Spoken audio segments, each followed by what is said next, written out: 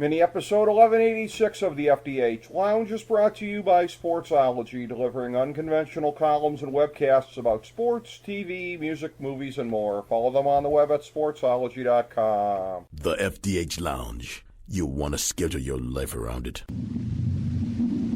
A long time ago, on a gloomy, wet Cleveland spring night, two men stand alone amidst the late-night drizzle.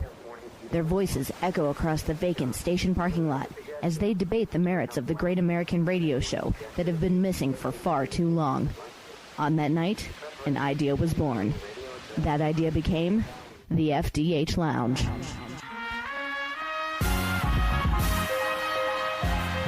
Welcome to the FDH Lounge. Hello, everyone. Welcome to FDH Lounge mini episode number 1186. This is FDH Managing Partner Rick Morris here with fellow original FDH Lounge dignitary Chris Galloway and my other FDH Lounge dignitaries Anthony Petrone, Ron Glasenapp, and John Adams. We are going through, this is part of our 13th anniversary celebration for the FDH Lounge.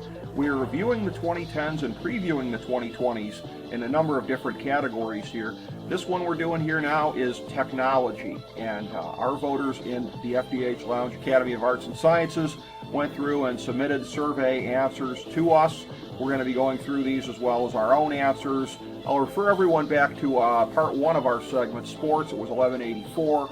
If you want to hear the breakdown of this, of how this came to be, more about the panelists and the background with the show, etc. But for right now, technology in the 2010s and 2020s. The first answer that we get comes from Tim Trammell. He says, in the 2010s, good if used to create jobs, or for the 2020s, can be bad if people become lazy. I would agree with both of those, certainly. Simon Applebaum, these are topics that are right in his wheelhouse, and he proves it here. 2010, smart TV sets and TV-connected devices accepted by majority of American households. 2020s, artificial intelligence-powered voice services and 5G power up new TV services and applications. Karen Cahill, the rise of social media and the impact it has had on virtually everything from how we shop to having virtual medical appointments in the 2010s, and for the 2020s, social media ditto.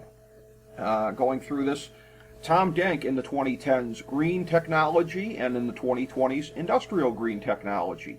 Matt Petrone, 2010s, technology in general, all the smart stuff, houses, self-driving, cars, TVs, phones, streaming, internet, and shows. 2020s, the crime rate will go up because anything can be hacked. People have already hacked doorbell things. How long till Fate of the Furious movie scene is true? They hacked every car that could be hacked in New York. Nate Noy, in the 2010s, the dominance of Google, Facebook, and Twitter and the death of their competition like MySpace and other search engines. 2020s, the influence of the radical left canceling anyone deemed offensive movement. This will change our entire culture because people are afraid to be funny now. Tim Faust, 2020s. The progression of automation to machine learning and onto artificial intelligence has fully taken hold, and the process made over the past 10 years has been staggering. Businesses increasingly have the ability to move easily and with greater scale use machines to do the work of humans. I don't necessarily predict that robots will take over our lives, as I am confident/hopeful in mankind's ability to deploy the savings in time and resources elsewhere to open new markets. 2020s. While data breaches have become so common that they're barely a blip on the newsfeed anymore, to date they've been more of an annoyance than anything. Frequent need to change passwords, often needing to cancel credit cards, and unfortunately in some extreme cases identities have been stolen. But these pale in comparison to what my imagination tells me could happen as we increasingly depend on technology to run our lives. Everyone will live in a smart home. Literally every move we make will be recorded somewhere digitally. Businesses will conduct transactions using blockchain applications. That's why it's essential, but dare I say unlikely, that security will be able to keep up with all of the ways and the extent to which our livelihood can be compromised. Steve Servillo, 2010's creation of the iPhone. I think he probably means popularization of it, and the way, the dominance of it, because it was created in 2007, but if he's talking about the dominance of the iPhone, I would agree with that. 2020's use of artificial intelligence in healthcare and cancer treatments. And then to those of us here in the room, looking at our answers, I'll start with myself. 2020's, the dominance of the smartphone in society is the obvious story, but the ongoing survival, even at much lower levels, of local newspapers, radio, and TV is noteworthy. They're not completely dead and won't be anytime soon. The survival of local TV affiliates in particular are the main barrier to the complete integration of TV and internet that many, myself included, saw coming at the start of this decade, 2020s. Even as consumer electronics reach new heights in quality and affordability, the downside of tech, automation reaching beyond the blue-collar jobs that we knew were disappearing anyway, into the white-collar ones previously thought to be safe, as has been happening since the mid-2010s, will snowball, leading to far greater social instability. Just on those two notes there, I talked about this on the show, a recent segment with Simon Applebaum and Stuart Elliott looking at technology and entertainment. And I mentioned that I really thought there was going to be much greater integration of TV and the internet in this decade, and I was wrong. And I think it's the local affiliates. I failed to take that into account. They are the foundation in a lot of ways of what's happening across this country, and what affiliates want and don't want. You look at the late night TV wars, and the affiliates have been very powerful all throughout the 21st century in making their voices heard about what they do and don't want at 11:30 or midnight on their networks. So I kind of missed that one previously. But my brother and I talked about when I was visiting over the holidays about this, and that because he said to me, he said, I think maybe newspapers have hit a bottom, or radio or whatever. And I said, yeah, and local TV too, that they've been more viable than I really thought that they were going to be at this point in time. I don't know that anybody looks at them and says viable with a capital V, but a lot of us might have thought at the end of the 2020s they'd be just about extinct, and they're not. So the fact that they're still providing livelihoods out there, to Anthony, you among others, certainly if you look at local radio, I mean, it's here, it's not doing great, but it's more durable than people probably thought 10 years ago. It's holding its own. Mm-hmm. I mean, I feel there's always going to be a need for it.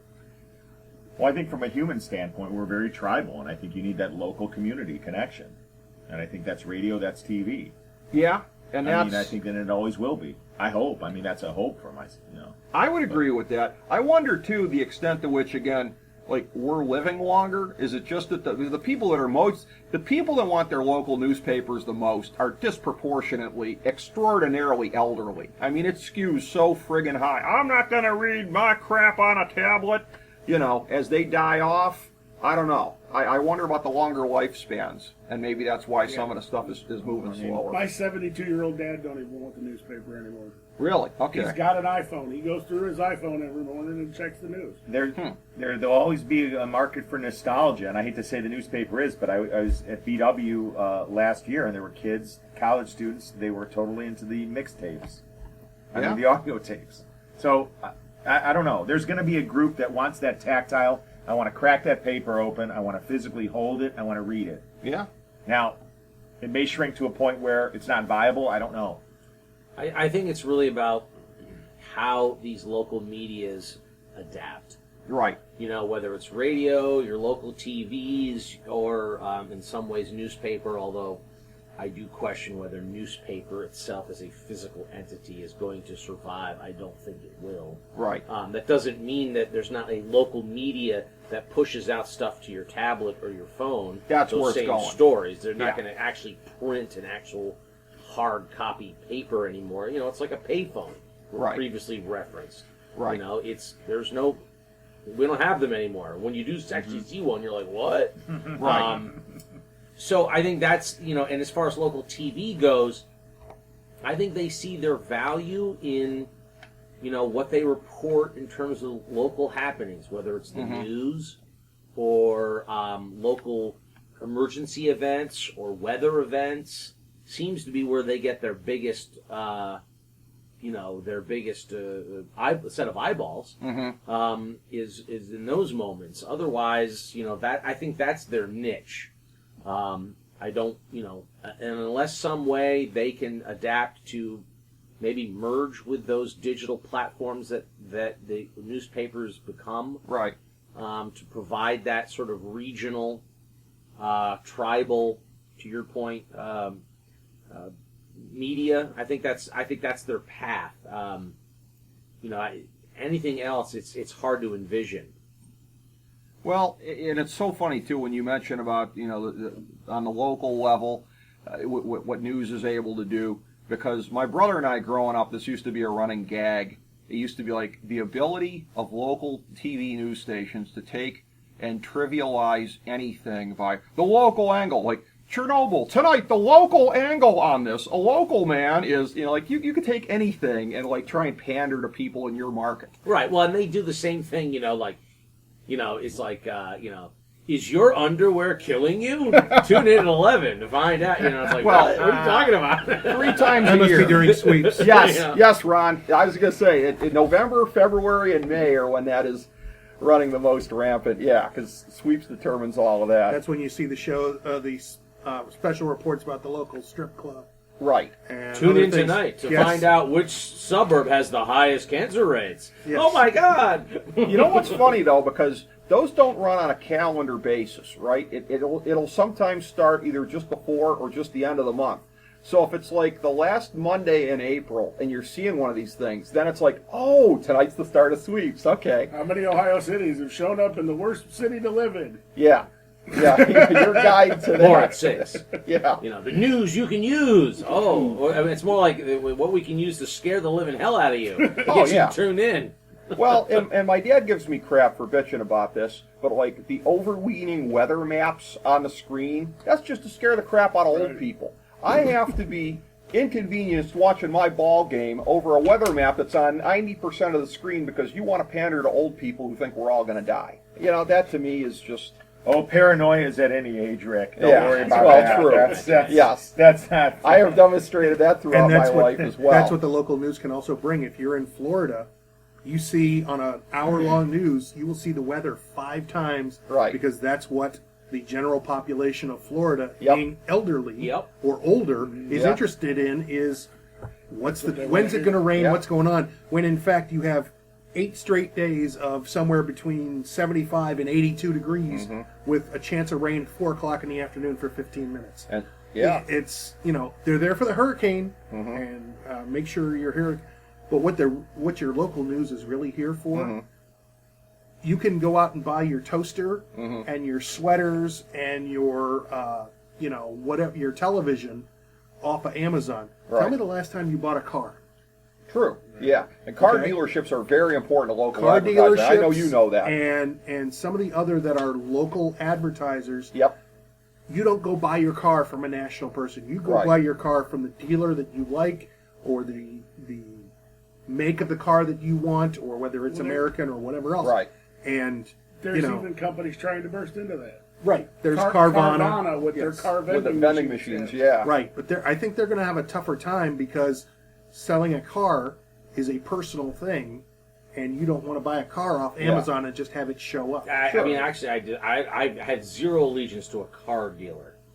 I do all the research and I buy the car I want, and the salesman is irrelevant to me. Usually, by the time I've done my homework, I know more about the car than he does. But you're buying it at a local I car have to. dealer. Ohio law requires me to have it. Right. That's why Ohio went after Tesla, because they tried to sell cars to you directly. Yeah. And they were like, no, Ohio law requires you to go through a dealer. Well, and I'm not going to defend that part of it, but my thing is I've had a pretty good experience the last couple times out with the last couple of Stangs here, so I have a salesman that I'm likely to go back to on that. Do you see the validity, at least in that part of the thing, that if you've had a good experience with somebody who steers you straight, is pretty honest? I mean, do you see that side of the coin? I mean, I don't know who has that feeling about a car salesman. Well, it's I don't. rare, but when you find it, that's where you gravitate. I've never found towards it, so maybe that's how rare Okay. it is and how I don't view it as valid. Okay, well, fair enough. I mean, they switch all the time. They switch dealerships. They're all over the place. I could care less about who sold me my car. Well, okay. I would fall in with Chris with that. I've kind of had, when I'm to the point where I'm going into the dealership and I'm ready to purchase, I've done all my financing research. Sure. I've done research. I looked at reviews. I know what kind. The last 2 cars I've bought, I've gone in and said, "Would you like to sell me a car?" And of course, they're like, "Well, yeah." And then we sit down for a few minutes and figure it out. But Anybody that doesn't do that is a mark, by the way. But hopefully everybody is. Well, hopefully everybody's doing it. I mean, I hate to think in this day and age that somebody isn't. There are a lot of people who don't do their homework. I know in my time as a local elected official, there are people that would buy a house in my community thinking they bought a house in the next community over. Really? That's how stupid they are. What do you mean I don't live in Mentor? You do have those. No, you don't. Oh. I was going to say, are you sure? Yep, no, you don't live in Mentor. if people can't tell the difference between there and Paynesville, then there's no helping them. That's all I got to say. I've been to or both. in this case, they bought a house in Concord. Yeah. They thought they were in Mentor. They don't understand that they're not in the city of Mentor. Remind me of the geography. You're not even. Are you even contiguous at any point? Oh yeah, oh god, yeah. Really? Oh yeah. Half the township is in their school district. Half the township is their zip code. I was thinking the it was point further is that west. when you're doing research on a major purchase, you think you do the real research and you know what actual political subdivision you're going to be located in. Yeah, I can't. There are people that don't. I can't even imagine that. And so you talk about a car? Oh Yeah. yeah, there's people that just go, Well- let's get a car, and they wander up and down the Bedford Auto Mile for an Yeah. hour. well, yeah, there is some of that. Or And 8 hours. to err is human, though, and I say in noting that there is one of the answers that I had forgotten to read off before. But before we get to that, inasmuch as this is when we do a bunch of these in a day, it's an open house format. Folks may come and folks may go. I know that the sands through the hourglass are ticking down for one Anthony Petrone here. So, on your answers, Anthony, 2010s, 4D printing, it will save many more lives than we will ever know. 2020s, we will see a car drive itself. In the 2020s, it will not need a human to do anything. And that is in the advanced, at least experimental stages as we speak. It's getting there. It's getting to the self-assist, although I'm not sure how much I trust it. And sitting with my dad watching TV, and they see the self-assist, and my dad's like, it'll hit something. But when you get to 4D printing, man, you've seen they can make body parts with that. And they're getting into the stages. Somebody told me they're in the stages now where they can make a heart.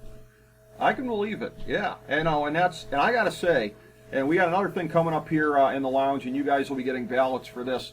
This is a thing that we do every 4 years here. The February 29th time capsule, where we try to figure out what's going to happen between February 29th and one of the great moments in the history of the show. You go back to the one from 2012. Myself and Nate Noy, fellow original FDH Lounge dignitaries, listening in real time as Chris is talking about 3D printing. It was the first we'd ever heard of it. I don't know that I'd heard it talked about anywhere.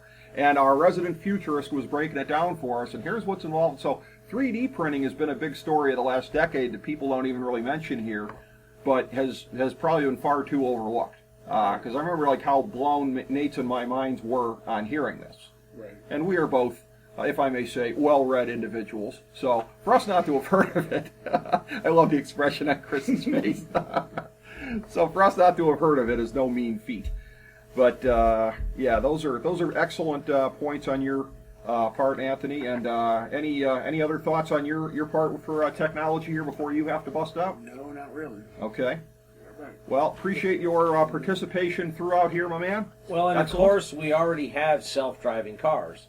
A little bit, yeah. Well, not just a little bit. You can buy the high-end Tesla S model with a $10,000 software add-on that has a I guess for the lack of how I will like a valet option. Okay.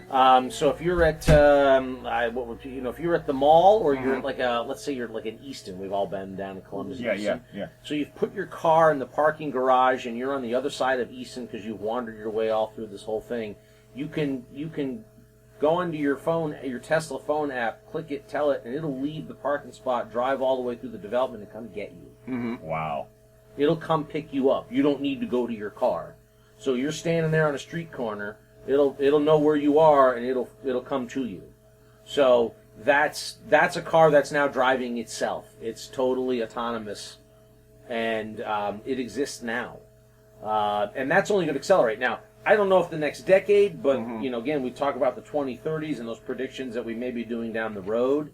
There will be a point where you will get a license, and it won't be. You'll need your license to be the unique people to be allowed to drive. Right. Otherwise, it'll all be autonomous.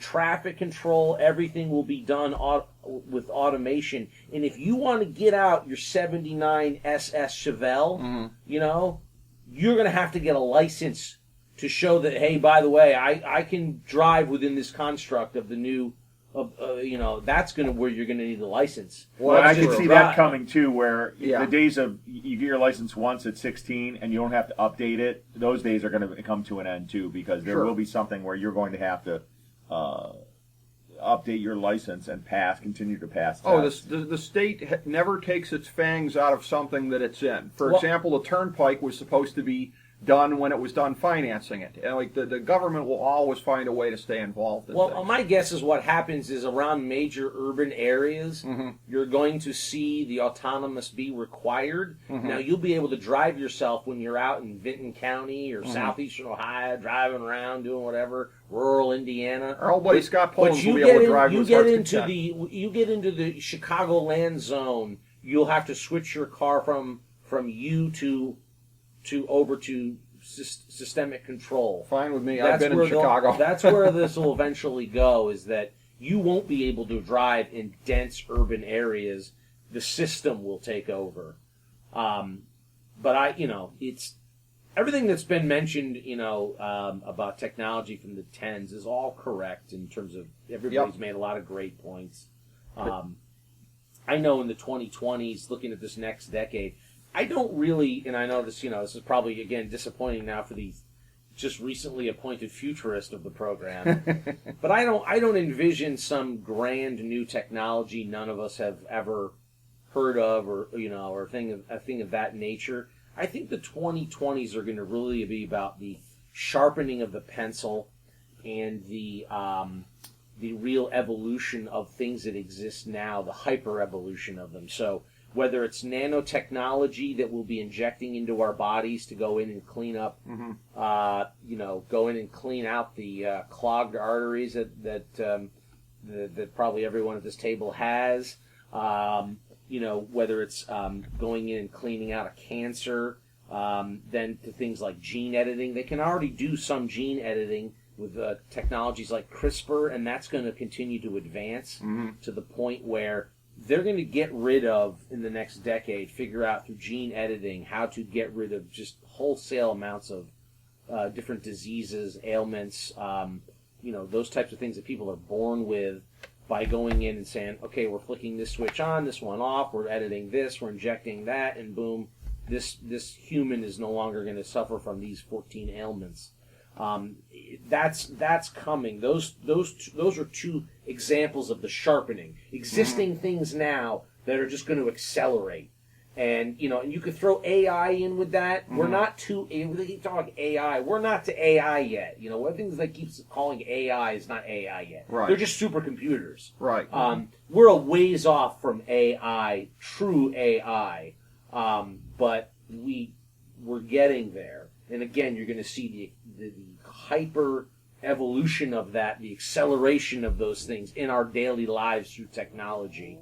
Do you think that allowing, like, let's say we've got a pill to eliminate diabetes, let's just say whatever, or an adjustment to make, and I would relate it to, like, well, there's Narcan out there, so there's people that are a little more haphazard about indulging, knowing that I've got that Narcan backup. So knowing there's going to be some type of an adjustment that can be made in a backup, are we going to see a shift in a little, like, well, I could eat that anyway because they can just give me the pill, it'll clean my arteries. That is a better tomorrow. I'm just wondering, I is that think going to there's shift? some of that could be the case. I think certainly with a type 1 diabetes, which is more of a genetic disorder, that won't be the case. Now, type 2, because we just love carbs and sugar, I don't know that a pill, at least in the next decade, is going to fix something like that. Right. But to your point, does certain guaranteed fixes,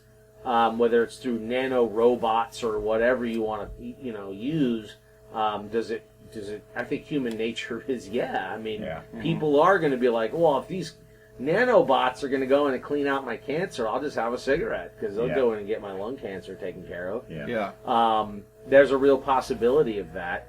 But again, that's all back to cost and everything else. So I think, I think the decade is about the advancements of things that we've already got the ball rolling on. Robots, for example. not this decade, but the following decade, luckily for us, when the time comes for us to be ready to head to nursing homes, we won't. Because instead, what we're going to end up with is a sentient robot that will be in our house with us. So my daughter won't have to put me in a nursing home at 80. I'm going to have a humanoid robot, which you already see in different industries, different elements these are already developing, whether it's the AI computer ability, the actual like Boston Dynamics, like actually building robots that do stuff.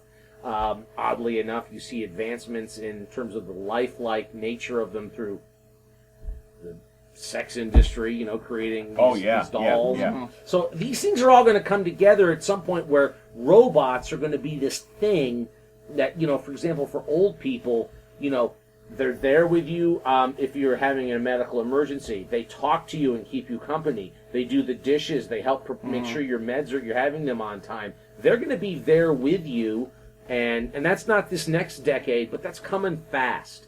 And it'll also devolve into things like fire departments. 70% of a fire department will be robots. And you say, well, how does that work? Well, they send the robots into the building to look for humans. They use the robots to lug the hose at the scene. There's a couple of humans now as part of a crew that oversee what's happening at a fire scene or an emergency scene, but now you're going to have a series of robots that have the ability to go into a building, hoist a person up, get them out of the building. These things are all accelerating and happening fast. And I think the 2020s are going to be a whirlwind of watching more and more of this stuff, come closer and closer to being full service, if you will. Whether it's the driving cars, robots, nanotechnologies. I would agree with that. As far as the future being linear, though, I think for a lot of people of our generation, myself included, expectations have been poisoned by, and you might laugh when I say this, but what do we grow up on? The Jetsons. I want my jetpack. Why do I not have my jetpack yet? Like, I want some of the things I saw. You haven't earned it. They have to create that for you.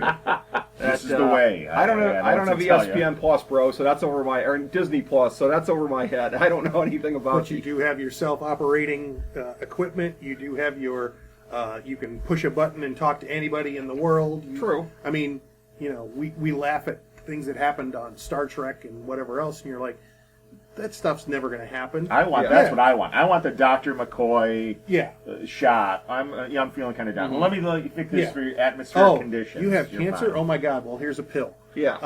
Where's all that? The people who watch those things or watch other entertainment, especially futuristic and stuff, get inspired to go, how do I make that real? I don't see a transporter coming anytime soon where you're ripped apart by molecules and put back together. That's probably not going to happen. Not in our lifetime. No. But you get the idea is you could see something that says, how can I take this thing, scan it up and down you, and find out what your vitals are and what's wrong with you?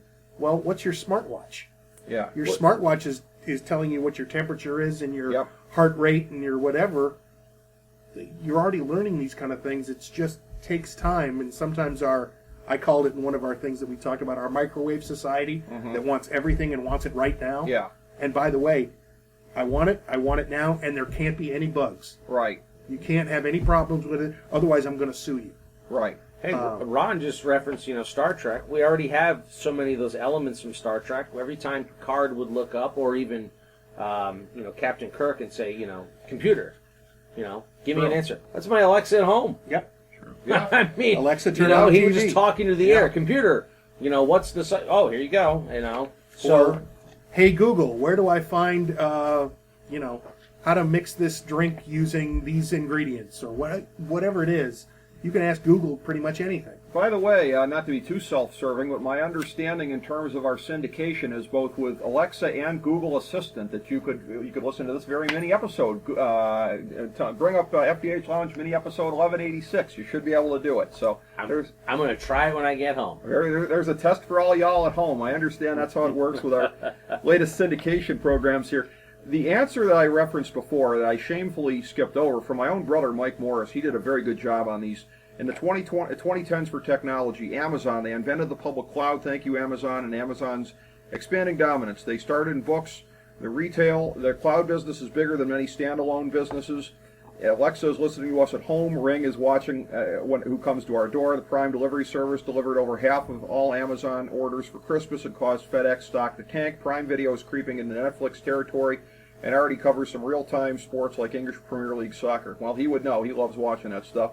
2020s, facial recognition cameras are now everywhere. Facial recognition technology is already quite powerful. We've only seen the beginning. Businesses don't even know how to market it yet, but they'll figure it out. Some of this ties into your answers, Ron. 2010s, the expansion of the Wi-Fi signals to every city block has given everyone with a phone or tablet the ability to broadcast, shop, and be reached by anyone within seconds. When's the last day you didn't use a Wi-Fi signal? 2020s, in our microwave society that wants, needs, and desires everything immediately, the expansion of artificial intelligence to make our lives easier will be a driving force of every advance. And he's correct. Yeah. Artificial intelligence may just be supercomputers. Most of the artificial intelligence is not thinking on its own. It's what other people are programming it to do and the options thereof. I believe this morning I asked Alexa to have Sam Jackson tell me what the weather is. And I had Nick Fury telling me that it's cloudy and 36. Wow. If I wanted to. Well, he had to sit there and record all that stuff, and there has to be some kind of technology to figure out what's the weather in, Ohio versus what's the weather in Florida versus wherever you might buy this stuff. So it is more of a supercomputer, I would say, than an artificial intelligence. We don't have robots creating other robots yet. Right. With their own making decisions. But, the more options that anybody has, the idea is to make their life easier.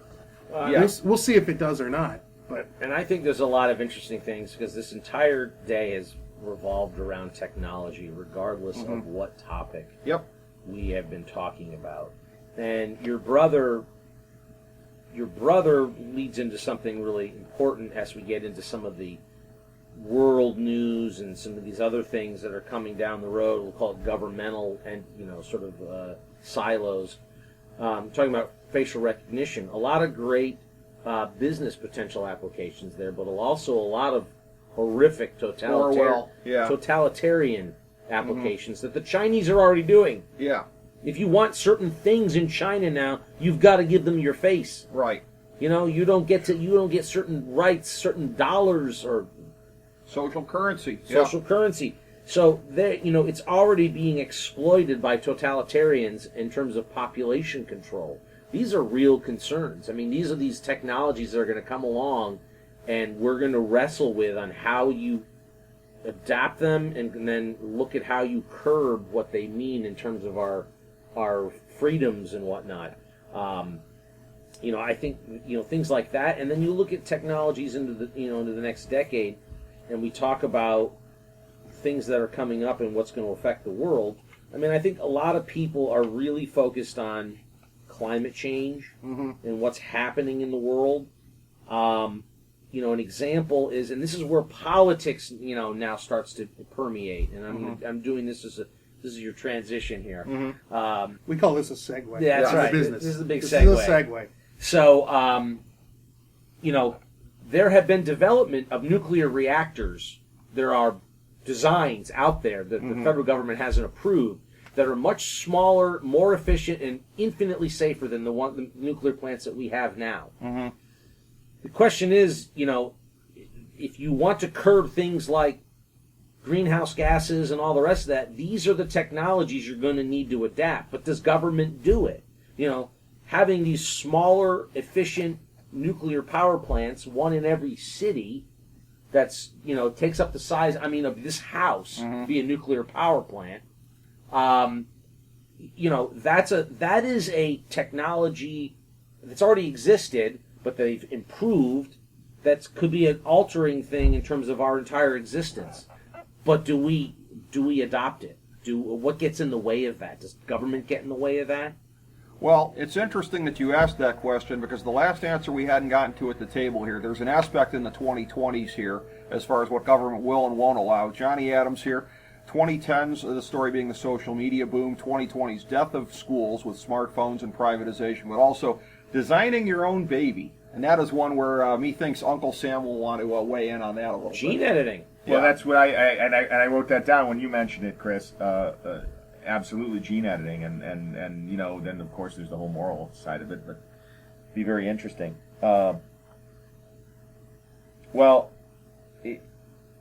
It'll be interesting. I'd like to see in terms of some of the technology. I'd like to move forward with some of the green technology and the clean energy sources. So to see that, and that was news to me in regards to the small-scale nuclear power plants being so efficient. That would be something that would I'd like to investigate more of. But as an educator, I'm always thinking about long-term and how technology is affecting schools. And years ago, you were told, well, there's not going to be something you can just ask any question to. And now we have that called a smartphone. So it's very interesting because we're seeing students come out of public education, go into charter schools, be homeschooled, go to these technology services, because at the end of the day, they can get any answer from a smartphone. So what is that going to look like going forward with education? Boy, I'm not sure. The good news is I'll probably be retiring before some of this kind of comes in, but it'll be interesting. Don't you think that it has to change? I mean, in the sense that we have for example, the university system is the one I always like to use. Mm-hmm. We have a university system that's based on which is based on a medieval construct of, well, you went to this place where the learned men had the books, because nobody else did, right, that knew how to read, and these monks or whomever would teach you how to read, write, they would teach you the classics, because that was the only place you were going to get it. You had to go to this place. That's what a university was. Yep. And Absolutely. that's what we created. Now, I don't need to go to a university to learn how to code, how to design Correct. a computer game. Correct. I don't need to go to, honestly, if a kid today, like if I was coming out, I graduated college in 1994. I enjoyed my 4 years at Ohio University How could very you much. not? I double majored in history and political science. That has absolutely been of zero value to me in my life. Outside of the social and learning to be an adult and whatever, I could read history books and read papers on my own. I don't need to go to this place of learned men to learn how to do this. You're preaching to the choir here. I think you're going to see an evolution where people are going to discover what are my skills and how can I take those skills to the next level. And is it coding? Is it? There's going to be people moving back to the trades or starting a business, whatever that's going to look like. And there's this whole discussion we could get into about the cost of college. And people are like, well, we need better loans. No, some of these you need to lower your operating costs. Because I think I have a friend sending his kid to Bowling Green now. It's $25,000 a year. It's a $100,000 education. Yeah. What are you getting for that? I mean, that's what you need to look at as an investment. What are you getting for that? $75,000 in loans. Could be. As somebody whose kid goes to the Cleveland Institute of Art at $52,000 a year, I know. I didn't know that. I know. Oh, yeah. I know I that all that was too a well. chunk. I would have guessed Holy, that. I had no idea Yeah. it caught. Oh, yeah. Oh my God! Well, as far as Yeah. yours goes, and maybe it, again, I've never been somebody who has been noted for his appropriateness, so perhaps it's not appropriate here, as my dad is kind enough to loan me a use of the family estate for the day to record and to bust his balls.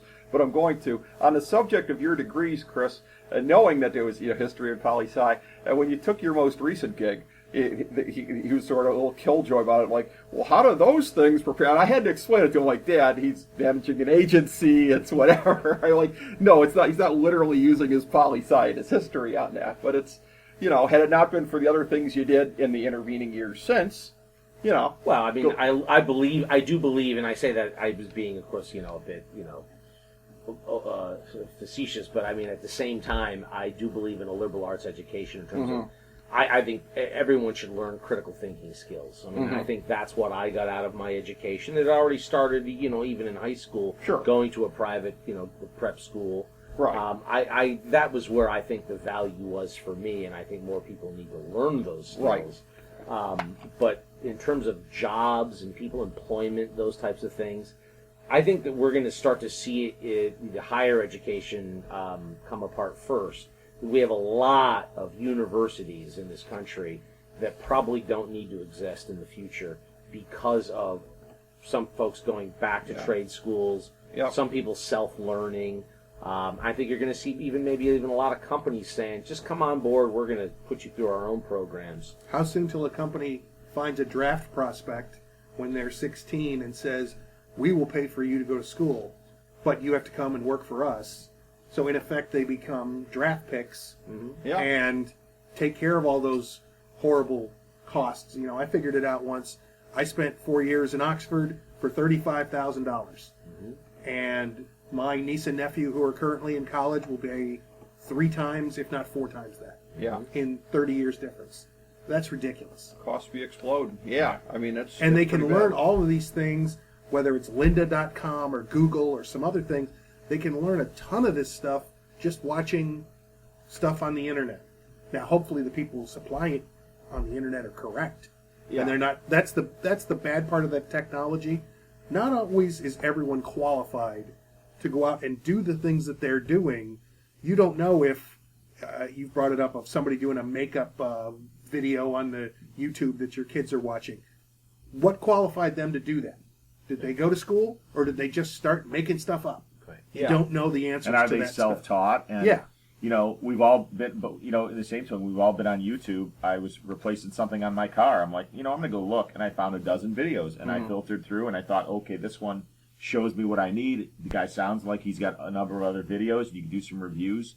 Look at reviews. But you still had to make a judgment. You don't know that he's qualified to tell Correct. you how to take apart your engine, because what if something goes wrong? True. You know. Well, as opposed to a professor at the university, you know, extolling to me through 2 consecutive semesters the virtues of socialism. Yeah. You know, Unfortunately, you can find out on our it doesn't own matter campus. where you are, Yeah. you get crackpots, right? That's true. That's true. And you have to learn pretty quick what to ignore and what not to. But yeah, I mean, to your point, I mean that is one of those things that's going to have to be. People are going to have to get sharper and sharper about determining, you know, we didn't even touch on this in terms of the technology, but the impact that it could have on government in the future is the deep fakes. Yes. The deep fake technology on these videos that show Rick Morris saying X, Y, and Z, and Rick Morris is like, I wasn't there and I never said that. No, that's you. I see clearly that that's you. Well, when we start That's gonna be applying my that to how, what's standard going to reply, happen whether I in, said it or not. in Yeah. geopolitical situations, that's very scary. Yeah. I think Pixar could make a Rick and make him say stuff. Yes. You know, the it could mind, the happen. mind fairly It's happening reels. right now. Yeah, the mind fairly reels at what could be said. We're all to come just out of grateful my there mouth. isn't a camera here. Yeah, pretty much. Well, as we got American news coming up in the next segment, I should say, to bring this full circle for this segment, I will say this on some of the last points made about education here. We didn't talk about this as well, but I'll mention this. Mark Cuban's been saying for years, for-profit education. That's going to be the way to go. And so I think the market will somewhat kind of correct some of this stuff, because higher education has been very impervious to market forces. For-profit education won't be. So that's another thing I think we can look forward to. Everything government touches Yeah. gets infinitely more expensive and worse in quality. Yes. So look at health care. What you can draw the graph of the last 30 years of where government is injected itself and its money in. You can look at this. The graph is the same whether it's health care, Medicare, higher education. Okay, everything else in the world, it's cheaper and cheaper to build and have a computer. Right. You know, you name it. The only places where the costs continue to go through the roof is where government is intimately involved in the funding. And on that optimistic subject, next we get to talk about a lot of American government in the next subject here. American news in the 2010s and 2020s is up next, but I thank the panel for their contributions here as we've been talking about technology in these decades.